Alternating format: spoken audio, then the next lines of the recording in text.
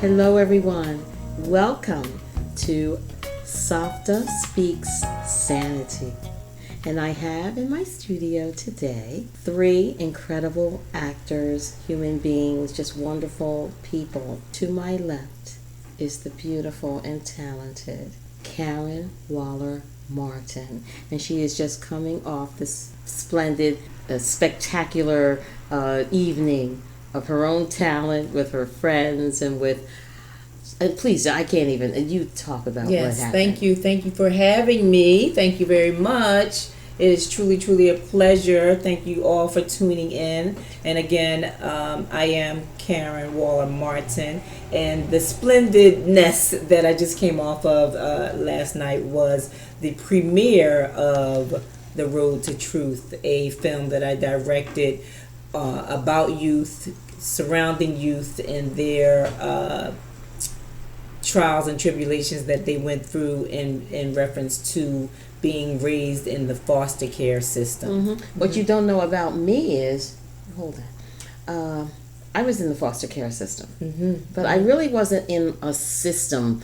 I was in what they call the Catholic Charities in those days, and I was born at St. Vincent's, which was a home for unwed mothers, and I was born in the orphanage. Interesting. And I was adopted. I think I was, but in those days, if the adopted mother became sick or deceased, they wouldn't let the father keep the baby. Wow. So I was sent back to an orphanage when I was around 2, and that's what placed me in the foster care system. Interesting. Yes. And so I was taken again when I was 3 by a single black woman who raised my sister, just met, and another sister, and she raised us and educated us, and I think, and we didn't go from house to house. We didn't have that experience.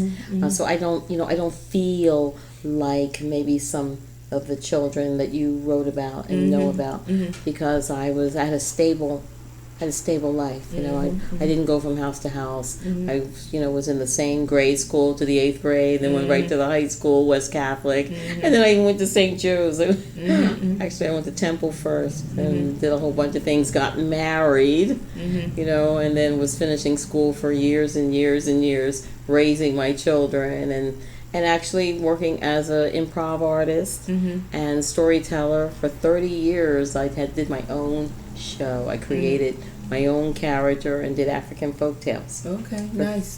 Just so I could be here with my kids and not be all over the place, and be at the mercy of a director and all those people. Yes. I don't mind doing that now.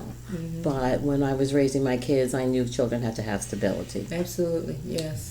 In fact, one time I even won Artists of the Pennsylvania, had a grant and everything else. And they wanted me to go to a Native American reservation and leave my kids. Right. 5 children. Right. I couldn't do it. Of course I just said yes. no. And do you know that was God, because that was during a time where this terrible outbreak was going on. This was like in the 80s and 90s or something, and I would have been really sick coming back and bringing something, to my family. So, but because I always put my family first, I didn't pursue that. But anyway, let's hear more about what you talked about. You wrote this, right? No, I did not write it. The creator and mindset behind it is an executive producer, Sharon Reed's Battle. She's the one of CODA, Children of the Arts Foundation. Yeah. And she hired a writer to write. Bilal Islam actually wrote the script. And then I directed. And so Sharon and I kind of had to tweak the script. I guess we revised it, I guess you can say, the script.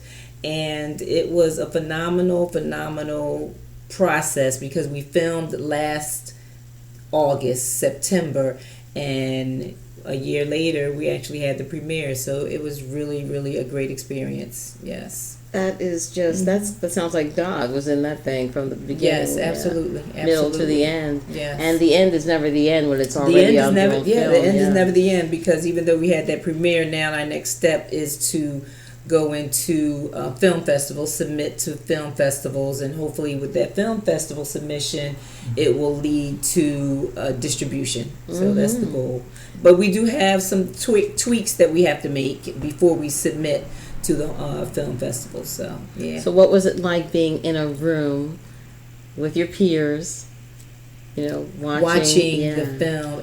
Are you in the film as well? I am in the film as well. Yes, I played one of the adopted parents. I actually adopted one of the 4 siblings. Okay. And it was overwhelming, because again, the theater was full. It was standing room only. People were not just sitting in their theater lounge seats, but they were sitting on the steps and standing. So when did they allow that? Well, we had full control of the theater. We had full control of the theater, and so it was a phenomenal feeling. It really truly was. Yes, and I'm truly excited about this project that we're doing, the Drop Spot, where I played Mrs. Simpson. We can't talk too much about that. Okay, all right. So I'm excited about the next projects coming up. Yeah. And this is a different hat I'm wearing, you know, because being, you know, a writer and producer of this new project, it really, I like being behind the camera, you know, so to speak. And we have someone else who's used to being behind the camera, and he's to my right. So I also want to introduce another fantastic, phenomenal man who I love and respect very much. And that is Mr. Tai Birch. Hi, how you doing? Thanks for having me. Yeah. So tell us, what have you been up to, and you know, tell us some of your projects, and you know, talk to us. Wow, where do I begin? So as of late, I recently started going back to school. I attend Full Sail University in Florida online, FSU, Full Sail University, not Florida State University. It's a awesome process, because it took me a year to actually get my affairs in order to be able to go back to school. And I just had to trust the process. I heard my big sister Karen saying, you know, about the process, and you know, sometimes you have to step out on faith and trust the process. You know, 43 years old now, back in school with kids while acting, trying to support the family and things like that. And I've heard the naysayers say, why are you going back to school? You're already a filmmaker and things like that. Why are you going to school to learn something you already know? Well, for me, it's more than just filmmaking, going back to school. Once I graduate, I'll be only the second male in my family to graduate from college. So it's bigger than just going to school and learning filmmaking. And like I said, it's an amazing process. You know, as far as in the industry, you know, I met Karen. Ooh, I had hair when I met Karen. Yes, you did. You did. Yes.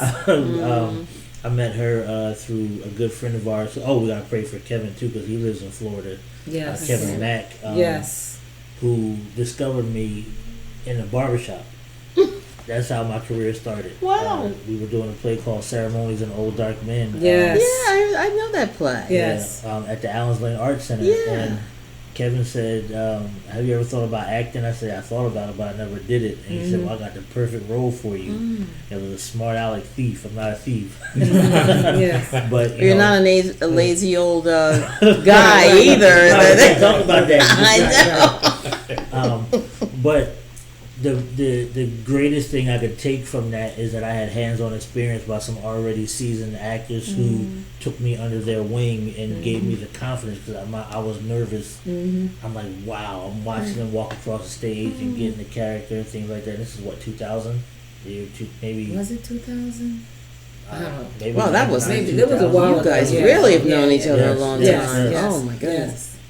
And the journey from there was like, you know, where do I go from there? We did like a 3-week run, which was phenomenal. That was so much fun. And everyone had their own night. Sometimes we all had a night too. You know, everybody connected with the audience, and I just loved that feeling, and I didn't know where to go from there. And then maybe 5 years ago, a good friend of mine named Chuck Nice, a member of old school artist from here in Philadelphia called 3 Times Dope. He said, "Yo, I got this guy I want you to meet. He's into acting. He's always looking for people to fill roles and stuff like that. I think you'd be good for it." Talk about Nakia Dillard. Right? And I had heard a word from an assistant pastor at another church who prophesied to me and told me that this is what I was supposed to be doing. And I'm like, well, I don't know where to start. And she said, in 3 weeks, you got to take this guy's business card. I don't know who he is, but you have to take his business card. So I'm at the barbershop cutting hair, shaking hands, passing out cards and things like that. So you were a barber? Yes. Okay. I'm still a barber. Okay. I'm just not in the professional setting of the barbershop anymore. That's my side. Exactly right. And that's my side job now. This is my passion. Acting and filmmaking is my passion. But when she told me that I had to take this guy's card, I'm looking, and then I heard God say, "Stop looking." Chuck says. Amen. Chuck Nice says, "Hey, I'm having this birthday party. Come through for my son. Was at Nakia's acting studio when he was at Second and Buchanan, and I show up and Nakia, hey, how you doing? I'm Nakia Dillard. You know how you do, right? Hands me his card. I think nothing of it. Pick He hands keys, you the card. Put it in my back pocket. Don't think nothing of it. That was on a Sunday. 3 days later, I'm driving. It's now Tuesday. 2 days later. And I feel this hit in the back of my head. I'm like, God, where is this guy that you said is supposed to give me this business card? And here we are a whole week later. Mind you, the prophecy was 3 weeks later. And I'm sitting there and I'm like, I don't know what I'm going to do. I had like $7 in my pocket. And I get a tap in the back of the head. Like, that was him, stupid. That's how God talked to me. Like, that was him, stupid. And I was like, all right, so what I'm going to do now? That same night, I lied to you not, that same night at 10 o'clock, I get a text from Nakia saying, hey, I'm having an acting workshop with Troy Rowland. He's a Disney producer. He'll be here this Friday. Wow. It's $55. Well, how much money I just say I have in my pocket? $7. It's Tuesday. In the barbering industry, we go through slow periods. We have slow days of the week. I can't see that far ahead. I'm just trying to figure out how I'm going to eat today. God made a way for me to get that $55 up. Go into the workshop. Troy Rowland, long story short, Troy Rowland said, hey, you have something and you need to get in here, hone your skills. Next time I come up here, I want to have you take some headshots, get you an acting reel, and I want to bring you to LA and shop you around and things like that.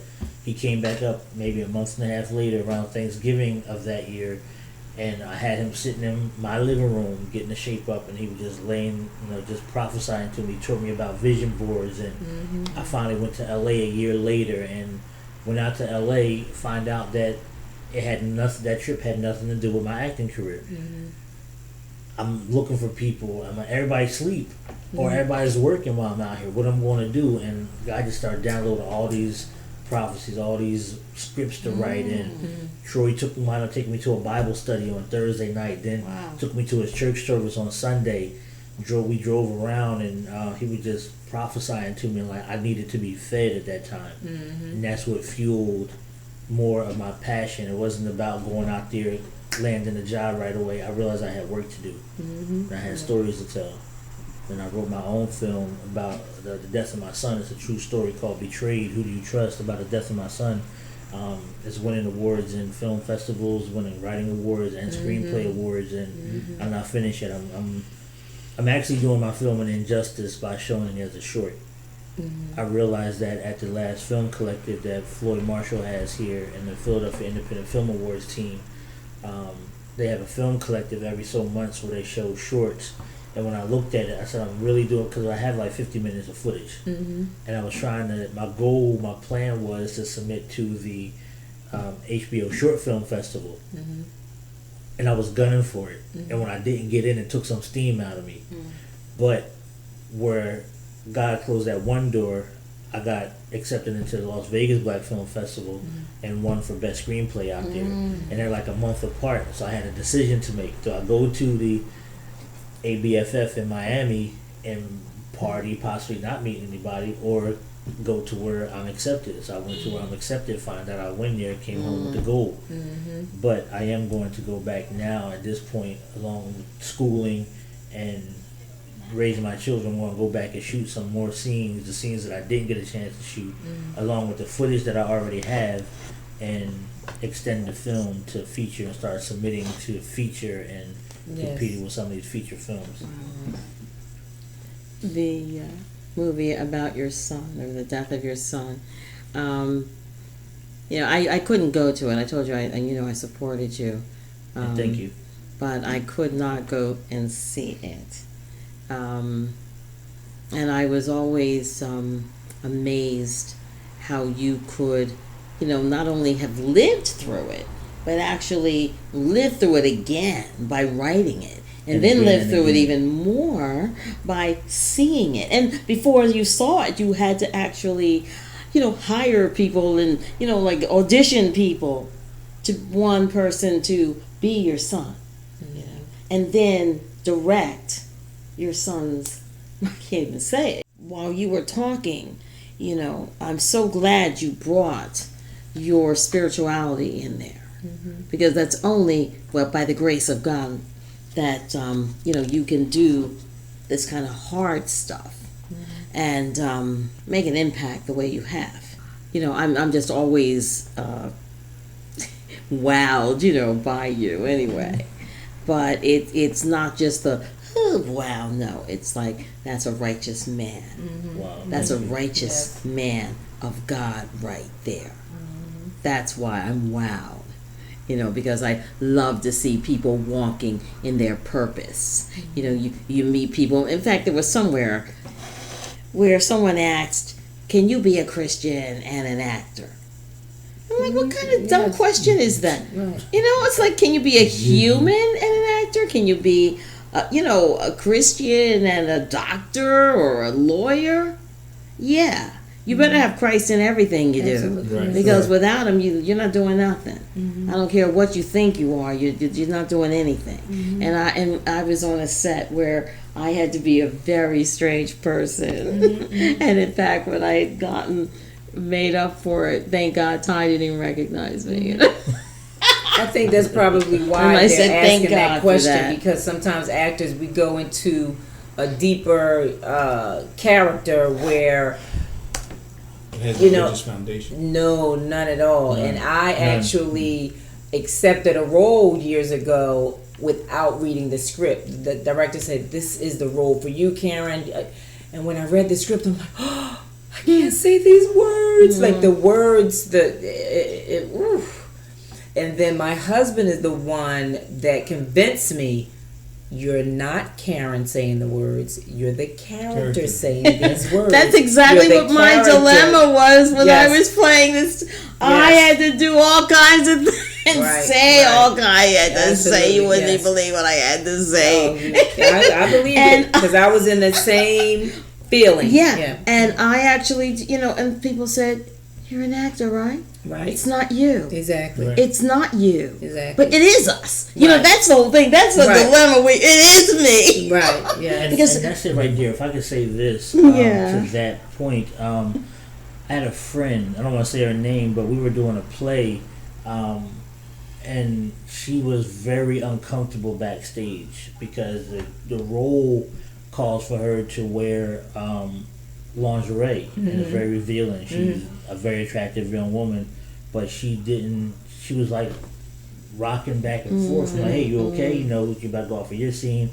We're lined up backstage. I'm right after her, and she's like, no, I'm very uncomfortable, legs shaking, nervous. And I'm like, well, so what's the matter? She said, I have to go out there. My parents are out there, and the people out there, they're going to see me in this. I'm like, then why are you doing it? Right. She said, well, that's what the character calls for. I said, but if it compromises your well-being and you're that convicted, then why do it? You could have wore something less revealing or something like that. And I remember this video that's circling around social media where Denzel said that, they offered him a role to put a noose around his neck, so to speak. And he asked Sidney Poitier about it. He said, what do you think about this role? And he was like, well, the role that you pick in this industry is going to define who you're going to become. Like one of your first roles is going to define who you're going to become. And he chose not to do it, and because he turned that role down, he wound up getting Glory. And Glory was Oscar nominated and things like that. So stuff like that is very inspirational to me. And then it happened to me, the Book of Nimrod. Rest in peace, Carl Morales. But I played a drug addict community leader. And the person I'm playing is a real person. And like, did we talk to him about portraying him like this, about buying drugs, picking up hookers and things like that? And I got everybody watching this. My church is watching it. I did the Project Touch with Terrence Hakeem, where I played a child molester. I didn't have to touch anybody. But the looks that we become these people, like melting into these characters. And I remember sitting at one of the events, and so many people come out to these events, and they give their testimonies of how they've been molested or something like that, right? And I remember the lady turning and looking at me, and I'm like, oh Lord, like she really thinks that that's me up there. And I get to church one day, and I get convicted because one of my sisters said, so we're going to think about some of these roles you're taking on, right? After seeing the Book of Nimrod and the stuff that I was doing, I'm thinking, I nailed it, I killed it. Right.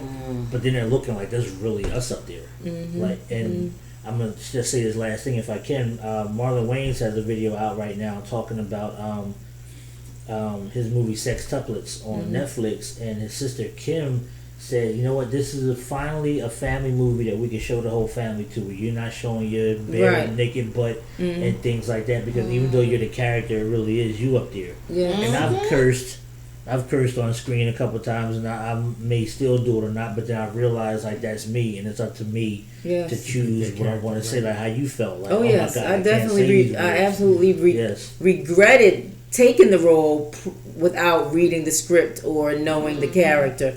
But all in all, it got great reviews, and one of the things that Lawrence Fishburne, when he did the Tina Turner. So now we have our last guest, and certainly not least, and that is Anthony Wilcox. Thank you. Welcome, Thank you very Anthony, much for inviting me in. Oh my goodness! I am thrilled to be in the company of these individuals. Karen and I have worked on a movie before called Roman, and I met Ty at an audition. I didn't get the part, but that's okay. That happens in this business. How I got started in this business, after I got out of the Marine Corps, I went back to college, and I wanted to become a trial attorney. And one of my professors said, take an acting class, because when you're doing a trial, you basically are acting to convince the jury of your client. Wow. So I took a class. I went to Glassboro State, then now it's Rowan University. I took some classes, took a lot of classes, because I enjoyed it. And the dean of the department said, you should do this more often. You're kind of good at this. I'm thinking, nah, because, I got a ex-wife and I got a current wife, and both of them like their houses. So it didn't quite, actors didn't pay that much. So I went and did some other things. And then one day I'm at home doing nothing, and I saw this advertisement for the South Camden Theater for a series of plays. So I said to my wife, should I do this? She said, yeah. I said, okay. So I go up and I read the script. The play is called Start Requested, and it's about a Vietnam veteran. I'm a veteran, and the character is a schizophrenic. I'm not schizophrenic. I make sure I take my medicine every day. No, I'm not schizophrenic. It's fine, though. And I'm thinking, I didn't get this part. Well, I go home that evening, and they call me and say, we want you for the role. I'm thinking, really? You sure you got the right person? And he said, yes. So I hadn't read a script or anything. I was working. I wasn't reading the script all the time, so I didn't memorize the lines. So luckily, the character was a schizophrenic. So when I would not remember a line, I would start to stutter and shake. Until I got back on cue, because there was only 2 other actors in the play. Well, come to find out, someone came to write the critique about the play. I did this with plays, and they wrote about my character being so realistic, because I didn't. I'm like, if they only knew, I didn't know the lines, and I got the bug then. So I did some other things off the side, and when my daughter started acting, her agent had said to me, "Oh, do you like to act?" I said, "Yeah, but I'm working, and got a regular job." And she said, well, they're looking for older African American males. Because what they've been doing is creating younger African American, making them look older, but they just didn't have that older man, whatever we have. They want the real thing. Yeah. So I said, okay. And that's how I got started. And I enjoy this. The hours are long, but that's okay. Yes. But it takes a lot of discipline Yes. to do this. Yes. And a lot of family support. Absolutely. You know, because you're away from your family. And my wife sometimes, my daughter was young, you know, when I started this. My wife would sometimes get upset with me, but she understood and tilted, and we've been married 25 years, and so she's always been supportive, you know, of me doing this. You know, although she sometimes she's curious as to, are you really kissing those people? Well, not really, you know. And part of the thing is you have to make that role you. So when you leave that theater or that filming, people need to think that you are that character. Exactly.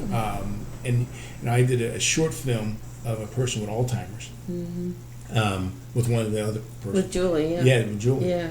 And when I left there, I stopped off the side of the road and started crying. Because my mom had been an Alzheimer's. And I was tired of this, you know, and I started praying, saying, Lord, thank you for giving me the strength to be able to do that character. And come out of it. And come out of it, you know, because it's hereditary. So at some point in time, I get older, you know, it might creep into me. And I think, you know, you need to be very. But it won't, so we're not going to claim that. We hope not. Yes. But I enjoy acting. I'm as I've gotten more time into this, I'm more selective. Yes. In the roles that Absolutely. I pick. Absolutely. Because I come from a generation where most, you know, back in the '60s, African American actors didn't have a lot of major roles. You know, my major character to this day is Sidney Poitier. Yes. Even though there may have been other actors out there. But I was selective because I didn't want to do something that would embarrass myself or my family. Yeah. You know, can I play crazy? Sure, I can play crazy.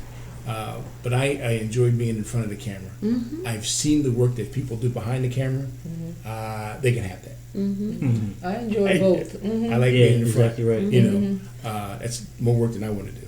It is a lot. It's lot of enough work. just to get in the character. Yes. You know, but they have to do all the writing and check out. It's just, you know, so I give a lot of props to anybody who's behind the camera. Yes. And it takes so long, you know, sometimes when you're doing a movie, from start to finish. You know, then you wonder why when you see the actor on TV, like, man, he looks so much older than what they did. You know, Because years have passed. but years have passed. But I enjoy this this profession, this craft. I work on it every day. I'm an only child, basically. So, you know, as an only child, you need to entertain yourself. So those folks that I made fun of in the mirror, now I'm him. Yeah. You know, and I find this amazing. I'm in a play that's coming up soon in September.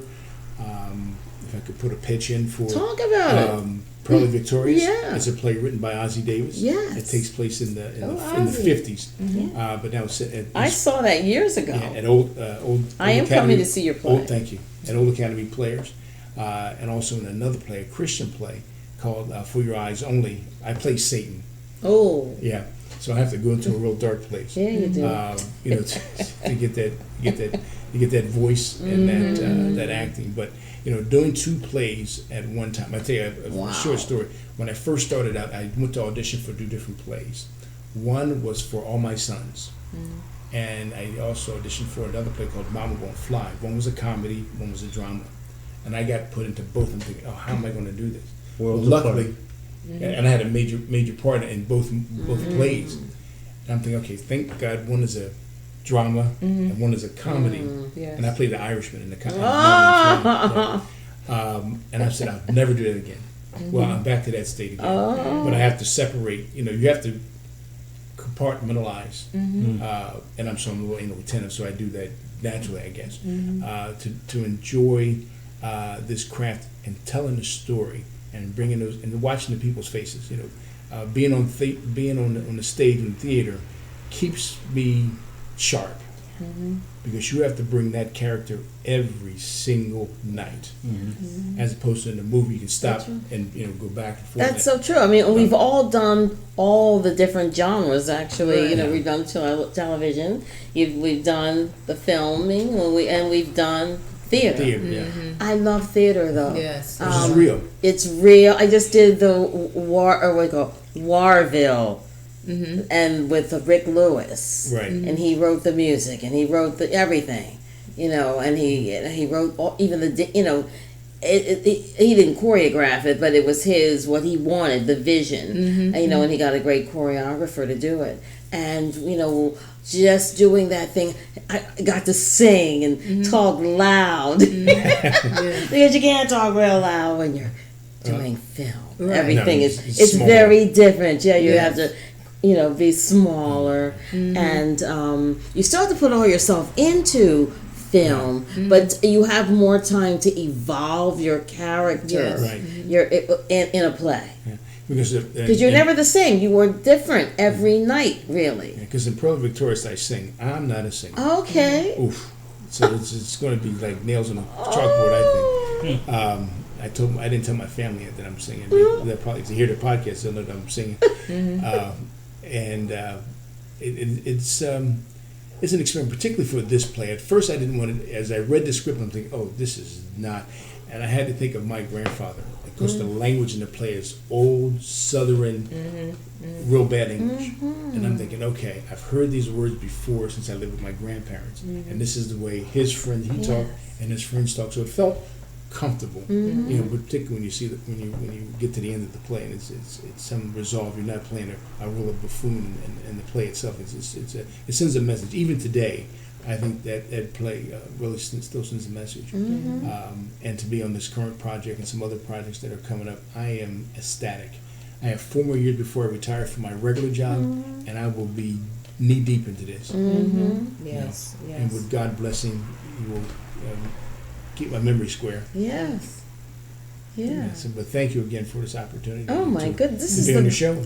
Do you know when we put this out here, which I'm going to figure out how to put it out there?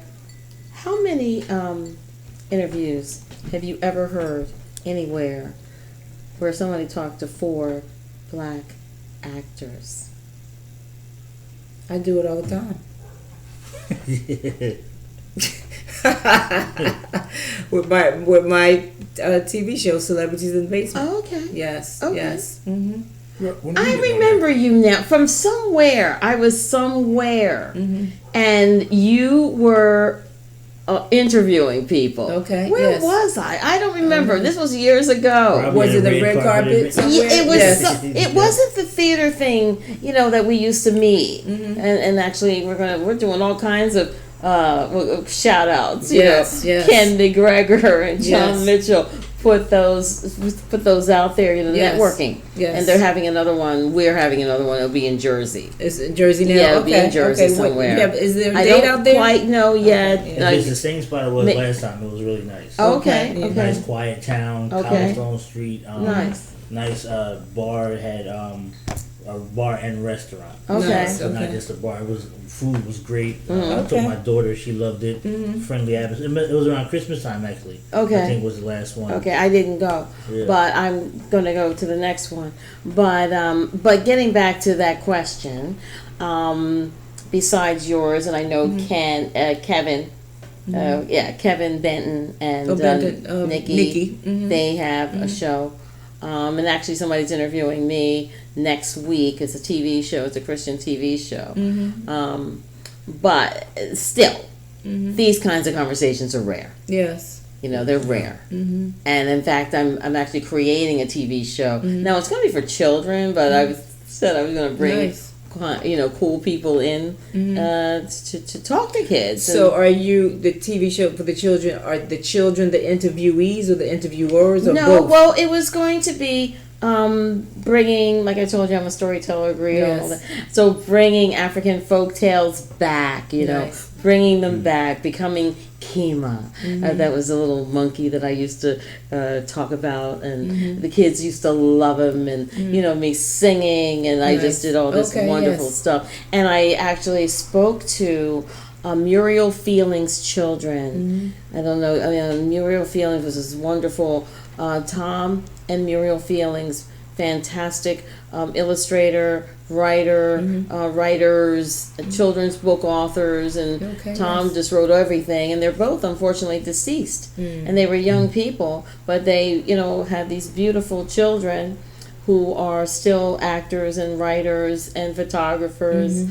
And in fact, Zamili is the temple photographer, and my grandson Isaiah, shout out to everybody. Isaiah Graham Mobley is going to be starting the temple game tomorrow, so we're on our way. That's why my daughter is coming up, and her husband, and they should be coming in any minute. But so we're all going to be at temple tomorrow. Yay! Win. But getting back to just hearing, creative,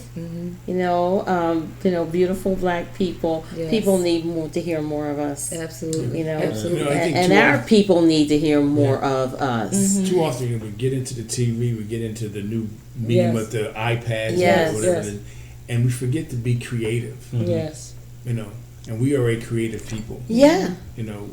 This month, August, in 1619 was the first African slaves were brought to the United States. And New York Times has a whole series chronological of that time up until now of stories about that. So we have, as African Americans, had to create anew in a to stay sane. To stay sane. To stay, again, getting back to the name of the show. Really, we're not deviating from our subject. Really, we are talking about staying sane. With your stress, with dealing with dementia, and doing or Alzheimer's, and doing a program like that. Karen, you talk about mental health lots of times on posts, and trust me, I'm dealing with a lot of things as well, and there's a way to deal with it, and it's not running around with a gun in your pocketbook or getting ready to shoot somebody just because they're cutting you off. Staying sane and loving people and understanding people's pain. So anyway, because one of the things we have to do is stay true to our faith. Yes. And to one another. Yes. And that we're not harming one another. We have to start to build one another. Yes. I understand people get angry. Yes. And that's a part of our human nature. But we have gotten away from helping each other. If we had an argument, it wasn't, we fight, it's over and done with. Right. Now you want to go out and do some other things. So we have to get back to that. We have to start teaching our children and our children's children that that's not the way to go. Yes. We can do it in being creative in our plays, in our films, and in our movies.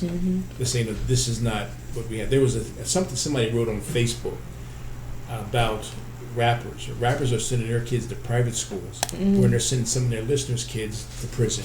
Right. Wow. And that was heavy. I'm thinking that's heavy. Yeah. Wow. Because you're paying to listen to their music, and they're and your kids taking that as the real thing. That's how they they're the gangster life. Yeah. So we have to really start to get back to a different time of teaching kids to be friendly to one. Just to say hello. Hi. When you see somebody with the same face as you, coming towards you, it shouldn't look like fear coming. Right. It should look like love, man. This is my brother. I love him. Not my brother. I'm going to kill him. Right. It makes no sense. Right. Yeah.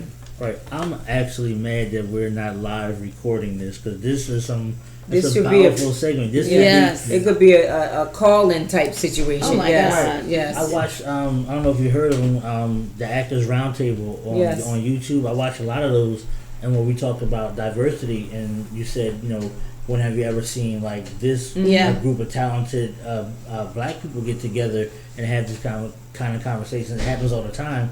But an Actors Roundtable, they might have Gary Oldman and Benedict Cumberbatch, Will Smith, and then 4 other white people around there. But the diversity is, I throw a Black person in, like Will Smith, or I think they did one. It was Will Smith and Samuel L. Jackson, right? But this intelligent conversation, because there's that's happening. And those when you were in that type of setting that you just mentioned, is your conversation a little differently? Are people looking at you as, well, you're speaking for all Black people, because you're the Black person in the room, right? Right. I hated that. Yeah. I still hate to look at me like, well, what do you think? Right. Well, I'm speaking for myself, and too often that happens, and you get stereotyped into a situation of stereotype, even in movies. You do. You know, we're still dealing with that. that. So you have to be very careful. Yeah. They're starting to broaden a little bit, but even those characters sometimes, if you see a lot of African American actors, they're always in the same because there's such a small group of them. Right. Can you even name? This is one time Ken McGregor, who I had gone to his class for 5 years. He really gave me an incredible foundation. I mean, I started off at Hedgerow years and years ago. I was at Temple, and I was in their improv theater class, and I was actually part of their group. We did an improv theater thing where we went out to different schools and did problem solving and all kinds of things with improv.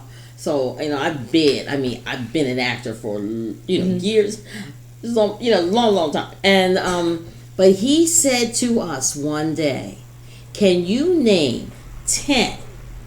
Sound like God, he's like, give me 10 good people and I won't, destroy the lands or something. So he said, "Can you name 10 black female playwrights?" Off the top of my head. Right, off the top of our heads. This was, first he asked us in class. And playwrights or actors, but it was mostly playwrights, he said, because you're this is your job, know these people, know what you want, know who they are, because you're looking for material to read, to have a monologue, read. Right. What are you doing? Right. So so that really got me. I mean, I went home and I just got everybody. Yes. I studied every black woman I could find. Now, don't give me fences again. Exactly. Now, right now, who's out there writing? And I was so surprised how ignorant I was, and I was so grateful. So thank you, Kenneth. He thinks I don't appreciate it, but I do. I do. Kenneth is great. He is a great teacher. Nice. One of the things Morgan Freeman had said, I read somewhere, was that he would often go to read for auditions. That he wouldn't get the part because the part was written for a white person. And he said, "But I speak English too." Yes. It's English. Yes. So why do I don't speak any more different English than anybody else? I remember that interview too. Yeah. So I can do and he started. He was older when he became a big actor as well. So hopefully I will get to that status. Yes. You will. And so I'm thinking, I can. I speak regular English. Yes. Why can't I audition for roles that Hamlet or whatever? That's out there. Yeah, because they're having this big thing about the mermaid. It was the Yes. Disney Oh, film for God's because sake. she. It's the mermaid ridiculous. First off, It's a fictitious character. They do not even speak at all. If they don't exist, really. Right. Yeah. So whatever. Sorry, kids. Yeah, there was another movie. It was about a futuristic movie about the kids taking over. And The Darkest Minds. I don't forget Something what it was. like It was that. a movie, and Okay. in the book, the characters did not have any ethnic or nationality. When they made the movie, one of the characters was a black girl. Yeah, A that young was black girl. Darkest Mind. Yes. And she got killed, and people were outrageous. Why did they put this? And the writers of the book said, none of the characters have any color. So what's your problem? Right. The color was the part, what they represented. Yeah. Green or yellow or Right. orange. Those the okay. jumpsuits they Yeah, had. I can play Yeah. Othello if Yeah. I so choose. Exactly. Any character. So We've laid down and we have taken too much crap, for too long. And so we got to be, now we're getting to a stage where we're starting to create our own.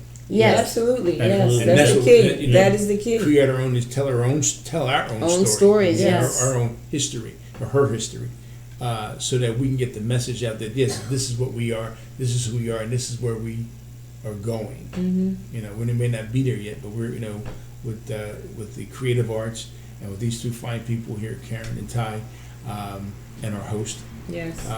We'll get there. Yeah. Absolutely. Yeah, we'll get there. Absolutely. Yeah. The Lord's just given me a lot of wisdom with age. It's really coming because, just getting to know my biological family. One thing that I have discovered from a cousin was that our family we're Kentys. Alex Haley married a cousin and he wrote about our family lineage. Oh, wow. So Kunta Kinte is, I'm royal. Relative. I'm You're- royal here. You know, Wow. but we all are royal. Yes. You know, but and knowing that, how can I not, create? And how can I not? And how can I deny, myself? I don't know. It's. But we all have those kinds of histories that we don't even know about. Absolutely. But because and knowing that history and seeing that, I couldn't even watch it before I knew it was my relative on the TV being beaten. No, but then you say, but how strong is this blood? How strong are we to survive this? And still, here we stand. Yep. Glory to God. That is the key. We're stronger than what we think we are. We've survived, slavery, Jim Crow, segregation, and here we are.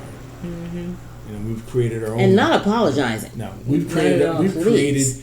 We were brought to a land that wasn't ours, and we created something for ourselves out of nothing, basically. It's like soul food. The scraps from the master's table. We created soul food. Yeah. And we shouldn't eat it now because you get high blood pressure and all other stuff.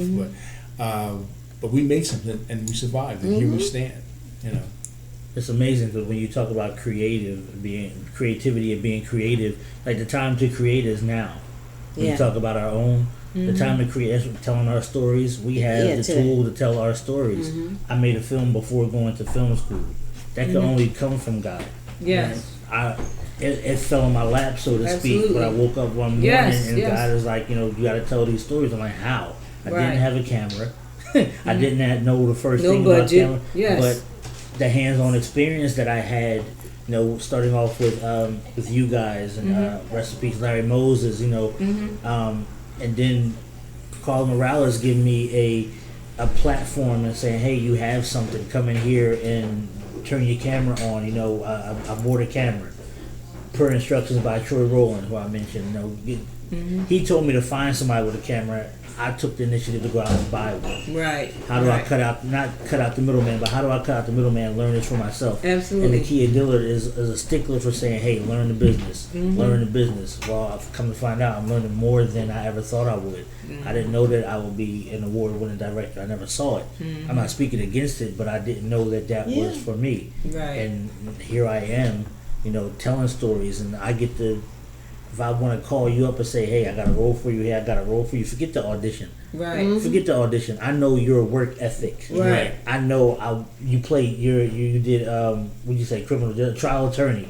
I know I can call on that trial attorney to play that scene. I know she's my big sister, a mother type. I already told you where I know I want you because I know you guys are on time. I know you guys study. I know you guys work ethic. So I can see Brian Anthony Wilson. I love him. He said something so powerful one time on the set of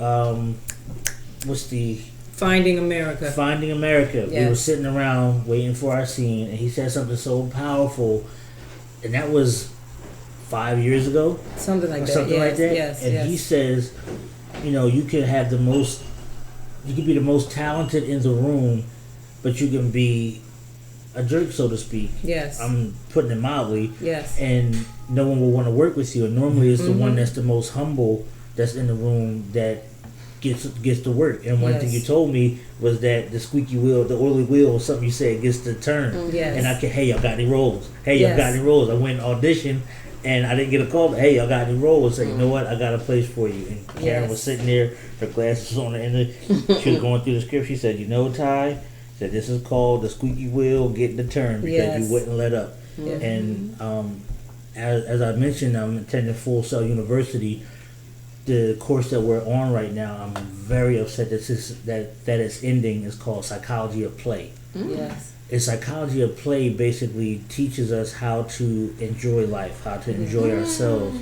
We talk about things like neuroplasty, how basically the synopsis, you can replace old memories with new ones by doing things repetitiously. Absolutely. And sometimes we think that we're suppressing things, but we're not. We're just doing things by repetition and creating new memories, so to speak. And we meditate before class. We're living stress free. We're trying to. When we're talking about stress and sanity and things like that. We're dealing with a lot of things with our psyche. I learned a lot about myself. There's this test on that they had us take last week. Teaches us about grit, the never giving up, the stick to it, tenacity, the tenacity, the grind, the grit. Yeah. This test was created by the University of Pennsylvania. So as I'm taking the test, I'm writing, my synopsis. I'm writing my my paper out and things like that. And I'm like, I come from a city that's full of grit. We growing up, we had to outplay each other for a starting position and things like that. So it was only natural for us to want to be competitive when we got older. And then I clicked on a link, took the test. It's by University of Penn. It's by a city that we're a very grimy, gritty city. Like we strive. Most of us, there's thousands of entrepreneurs. Is everybody's trying to make a way for themselves or their family. This is probably one of the grittiest cities I know, right? That I lived in, that I visited. So in psychology of play, we're dealing with stress and anxiety. The last course was called Creative Presentation, my first course. And we talked about public speaking and the fear and anxiety. I get up in front of a crowd on Wednesdays and teach Bible study, or if I have to lead praise and worship, or get up in front on stage and face hundreds of people. You never know who's in the audience. They're usually blacked out after the third row, right? Right. But that there's people out there, and we talk about breathing techniques. That's why suggested breathing first, and then we visit our acting school a couple times. When we breathe and we do all these things to center ourselves to get into character, right. as you mentioned. It's the same. We can apply those same things with life. Yep. Yes. Getting into character and going out on your daily routines and things like that, and just changing your way of thinking so you don't have to be stressed out. Absolutely, yes. Because stress will kill you. These Alzheimer's actually. I read that this week. Really? Stress is one of the inducers of Alzheimer's because stress can do so many things to your blood, to your body, and not forgetting. I was in the Marine for 5 years, so, and I think by the grace of God I'm still here. Yeah. That you have to let go of some things that are bothering you. You have to sit in the corner and cry. Yes. And just cry. My dad told me many, many years ago when his sister died. My dad was 6'7", 300 pounds. I had never seen my dad cry, but the day he got the call that his sister had died, he sat down and cried. Wow. And my dad said to me he said, never be afraid to cry, because that makes you more of a man.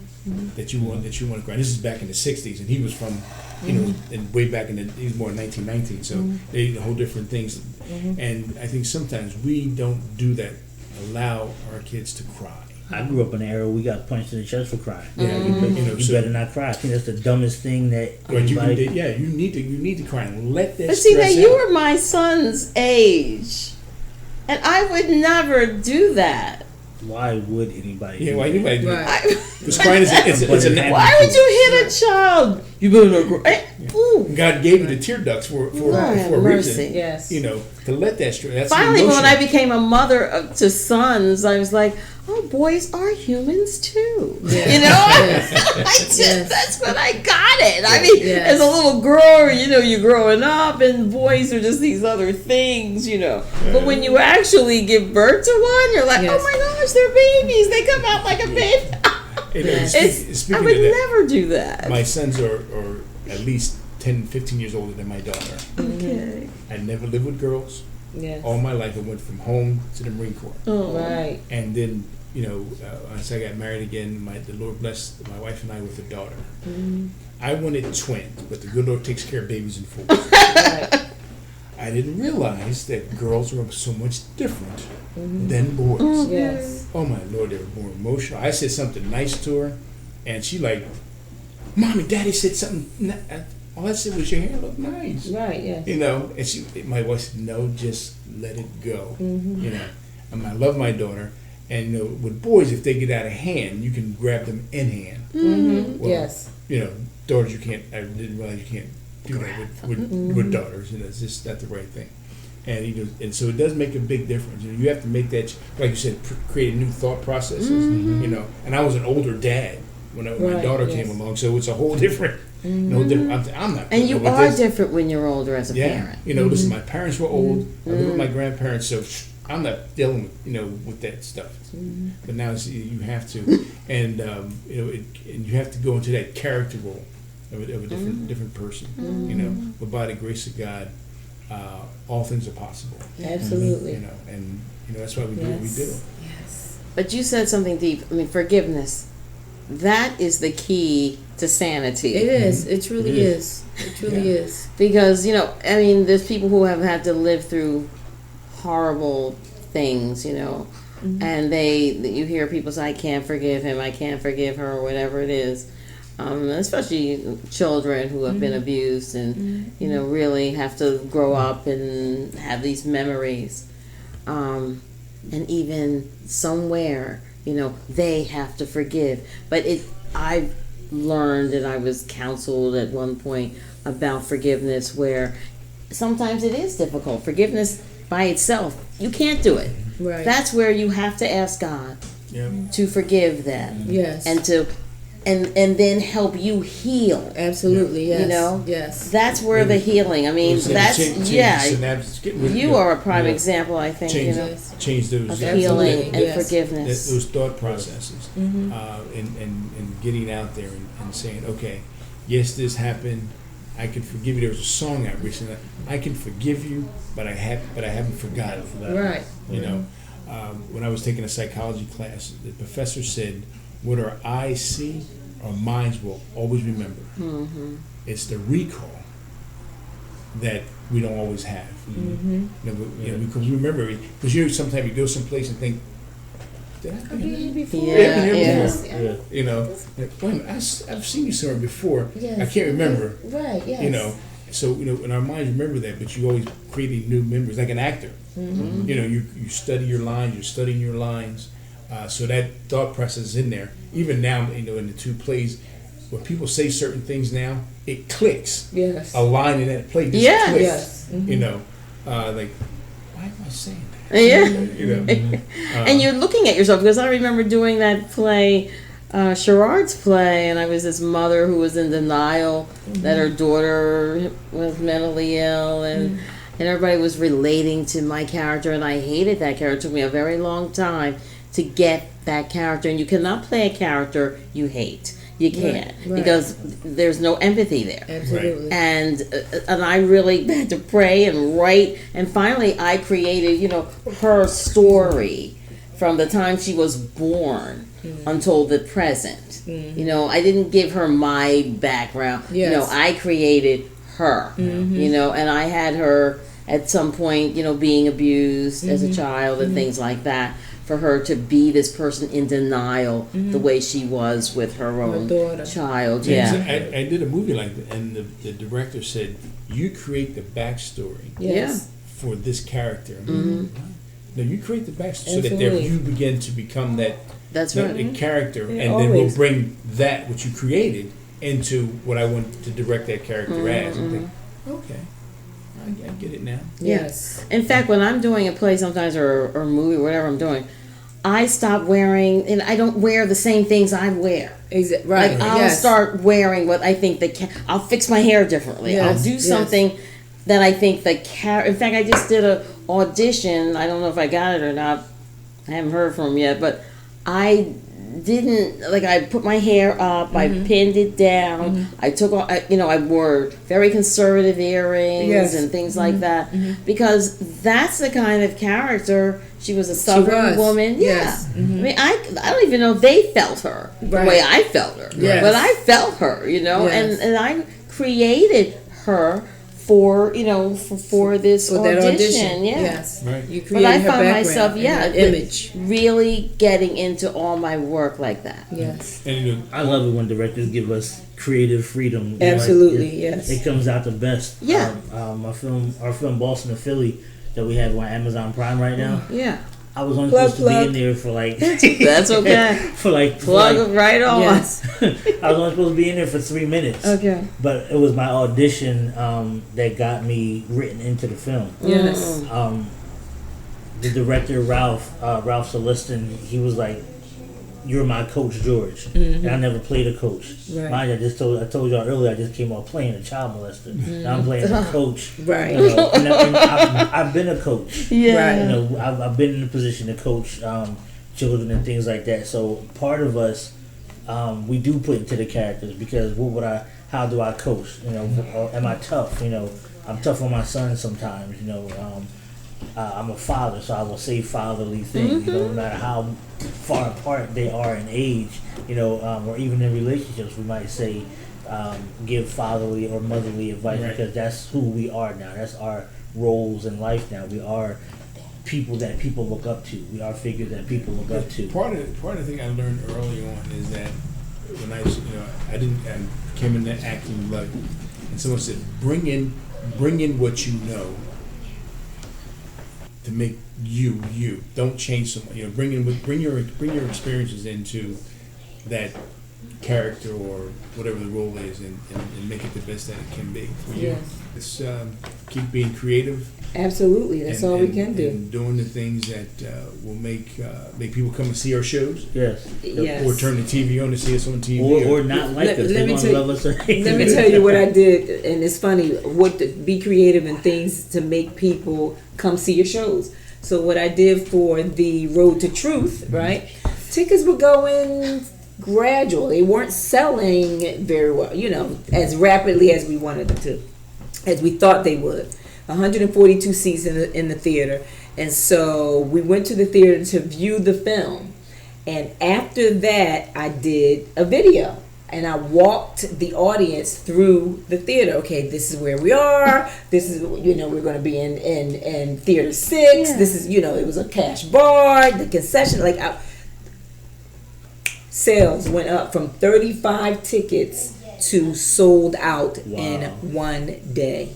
Wow. The Facebook Live you did. I didn't do it live. I recorded it, and then because in recording it, I was able to then put it on different people's pages. Okay. Put it on Instagram. Like I can do whatever I want with because it's pre-recorded. I can do whatever I want with it. When you go live, it's only on Facebook. Okay. And so, and then I went out. Felt comfortable coming to the venue. Yes, Yeah, people felt comfortable. I think after they saw the video, and they're That's saying, what I told you. I wrote you real wow, quick. I said, "Oh, I'm so sorry, I can't come because I knew I would not be home." So from you New saw York. the video that I Yes, did. Yes. But I really wanted to come. Yes, you know. yes. But I'm so glad it was successful. It was very successful. We sold out from 35 tickets on Tuesday to selling out the next day. You encouraged me. Yes, Because I said, you know, I even said, "Oh, people are going to be there," or, you know. Yes.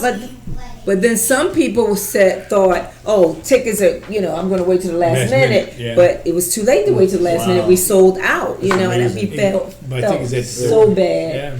They thought they would be able to buy tickets at the door. That should make you want to have another We are. We're going to have another viewing. We're going to have another screening sometime in September. It's in the works. At a we're going to be at a film festival, and I don't have all the details of it. But you were talking about being creative and making people want to come see you work, come see your work, and that was one of the things that I did. That within that one day, I was like, oh. So that they need to see the venue, they need to feel your energy, you know. Yes, because yes. You know, too often I think people are saying, "Oh, I can do that," but once you get into this acting business, yes, this stuff is not. It ain't for everybody. you're vulnerable every minute. It's Absolutely. like you're inside out all the time. Yes. It's what you're walking with. Your heart is right here. Yes. I love that movie, by the way. and you have to, inside out. and you have to be able to I take didn't criticism. see it actually. You gotta Yeah. see I just said it because that's the way you You have feel. to be able to take criticism. Yeah. Absolutely, And, yes. and take that criticism not as demeaning you, No. but as to That make you help. better. Help you. Yes, that help Become, you. you know, if Absolutely. this is what you've chosen to do, then you got to be and follow direction. Yeah, Yes. and it was great to have Dwight Wilkins was in the audience, Okay. and Yes. And so he's one of my mentors. Like, he has me on all of his sets. He's the one that encouraged me to do film and be behind the camera as well. So he brings me in on all sets. I know about lighting and sound and production managing. And we haven't had a chance to talk yet, but I can't wait to talk to him and just ask him what his thoughts were. I know what needed to be done. Some sound issues, some visual issues. It sounds different in the theater. But it was beautiful. Though. Beautiful. It was beautiful. Just to see your work up on the big screen like that was unbelievable. It was just. Because you were at my premiere. Yes, I was at your premiere. Yes, and yes. I know my sister, and she was sitting up and she was watching the film, and my host didn't show up. And being the gracious person she is, she started asking questions from up there. I'm like, just yes. I was like, she gets it. Yes. And having your work is exactly right. Having it completed, having it shown. One of the things I struggled with was what day to have it on. And I had mine on a Monday. Yes. And we talk about mindsets and things like that. Like, what difference does it make what day is going to be on? Like, people are like, well, it's Monday, but then people are used to Thursdays and Fridays. Right. And Fridays, and I was like, well, this is the cheapest day for me. Exactly. Finances, right? Finances and things like that. And then we had so much favor that day. They gave us extra time. They refunded me for the equipment that we didn't get a chance to use. Yes. We got a chance to play the movie 3 times because I mean it was a 30-minute short, but the next movie didn't start till 2.5 hours later. They wrote a letter back to management. It was like, he needs money back for that. They did all the footwork for me. So it was a great experience. And one of the things I want to touch on really quick was about the forgiveness piece, and that's what I write about is forgiveness. And I teach forgiveness and I preach forgiveness, but I have to live it because it does help you heal. I don't know if I'm completely healed from certain things. But when you talk about my film and the true story about my son's killer, it's like, can I forgive this young man who is probably still on the loose, so we haven't heard anything yet, right? And if you meet him in court, I've seen videos where the guy met his daughter's killer, and she was like maybe 3 months old or something like that, and they had to look at this guy in court, and he snapped in court like, would that be me if I saw this guy, or could I forgive this guy if I come face to face with him? And would he be remorseful? And would he be remorseful? That's the other thing. Is he just going to be like, whatever, like he's been running free all this time? Yes. I mean, if you think about it, like all the things that happened in Philadelphia, and all these beautiful young men and women whose lives have been just lost to the city violence. I mean, you're on buses, you're walking down the street with potential people who have murdered people because they can't find anybody. Right. It's always they can't find anybody. It affects more than the victim and the victimizer. It affects everybody, the whole community. Every time I turn on the news and every time we turn on the news, it's a flashback. So we're reliving it every moment. Mass shootings, robbery, anything that has to do with a gun, you're just like reliving it. And I gotta look at the pain on my family's faces every day. Yes. And you feel helpless knowing there's nothing that you could do about it. But pray. Yeah, many years ago, my dad was killed. I was in the Marine Corps. Wow. I've been out in the Marine Corps 40 years now, so it's longer than that. And they never found the guy. My mom has passed on since then, and they have not found him. So I know your pain. Yes. And I think the same thing. Wow, would I forgive that person? That was my dad. And I'd rather not be your truth be told. Yeah, that was your child. This is my dad. Yes. And how would I feel if they finally said, okay, we've caught the person, do I want to take a baseball bat with nails in it, hit him in the head, or should I just say, you know what, let God handle it. Right. Vengeance is mine, saith the Lord. Right. Yes. And exactly right. In my film, that's what I deal with. You see a lot of things that I deal with on a daily, so that's my truth. Yes. What would I do if I walked up to this guy? How would I set him up? I don't want to tell about we got to see it play out. Absolutely. But the things that you saw was things that I think about on a daily. But then I go back to the forgiveness piece, the hearing my pastor in my head, God didn't give you a hard heart. He gave you a heart of love, a heart of joy. Love holds no record of wrong, you know. I'm like, if I teach this stuff, I gotta live it. Absolutely. My heart is heavy. It's heavy. It heavy. Does. It's heavy to live it. You can talk about it, but it's really that saying. Talk about it. You got to be about it. Right. It's hard to be about it. It really is when there's so much pain there. Wow. Well, thank you for having us. Oh my Whee! And it's been a joy. My Truly. God, you guys have Is this a therapy session? Do we owe you any money? Couldn't get the bill in the mail. Oh boy, thank you so much. We've been talking and talking, and we're going to do this again. This won't be the last time, okay? Because it's very necessary, and maybe we can do a video. We'll get another shout out to another fantastic person, Bernetta Ayers, and she can videotape, and we can do a podcast that can be, what is it called, seen as well. But this is a start, so we're going to put this out there, and thank you for listening. This is Safta. Speaks Sanity with her wonderful guest. I'm going to go to my right this time, Mr. Tai Birch. Thank you. Mr. Anthony Wilcox. Thank you. And the beautiful, charming, gorgeous Karen Waller Martin. Thank you. Thank you. Yes, truly a pleasure. Until next time.